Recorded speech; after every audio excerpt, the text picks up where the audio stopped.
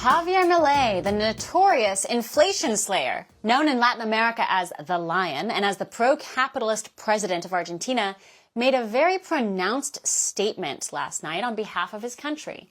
He became the first world leader to meet in person with President-elect Donald Trump. Quite a statement. Milei attended the America First Policy Institute's gala at Mar-a-Lago, and he's expected to stay on through Saturday.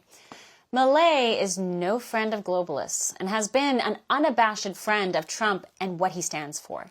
And thanks to this, today the world is a much better place. Today the winds of freedom are blowing much stronger.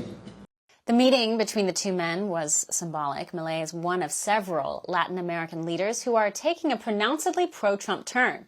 After decades of socialist dictators destroying Latin American economies, Milei is one of the more pronounced faces representing a very key shift in Latin America, a new wind blowing across the continent, a new wind of freedom, populism, capitalism. And this is no small foreign policy development for America and Trump's America First agenda. As Canada turns increasingly into a totalitarian pushover proxy for the UN, the America First agenda is finding more in common with places like El Salvador in Argentina than it is with our friendly English-speaking neighbors to the north.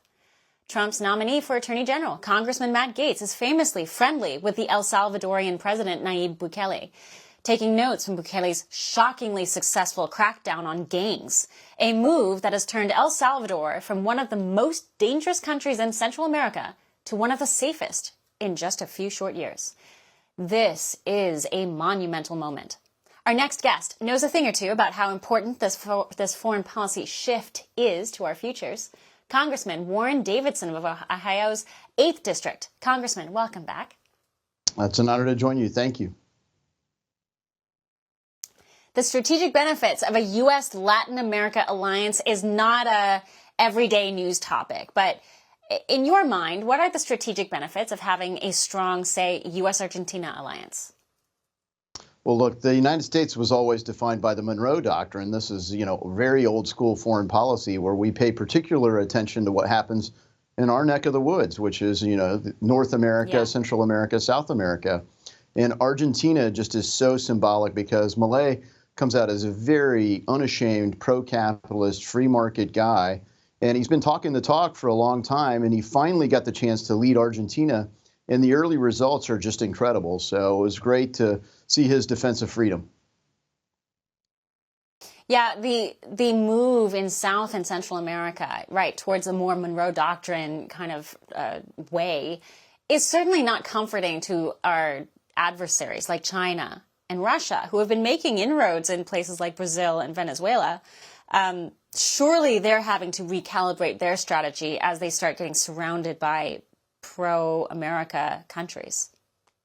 Yeah, I think that'll make China dig in even more. And you look under the Obama administration, they basically decided they're not going to care anymore about the United States and this hemisphere than they do other things. And broadly, the globalist mindset is the, quote, rules-based order that Blinken talks about. And it's heavily Eurocentric in Mideast and Africa, right, while neglecting not just this hemisphere, but in particular our own border. And so as President Trump has made very clear, border security is national security. We are going to have a secure border.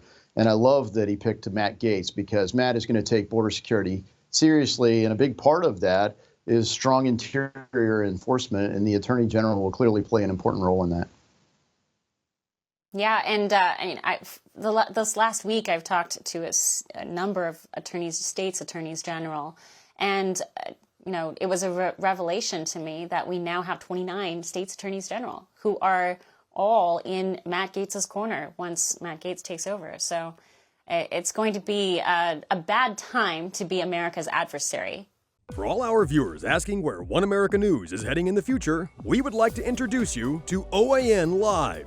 OAN Live is the best way to stay up to date on all of the hard-hitting, straight-shooting, national and international headlines. And the best part is, OAN Live is only $4.99 per month. All the credible, honest, unbiased reporting One America News offers at a fraction of the cost of cable. Just go to OANN.com to easily sign up for OAN Live and stay informed.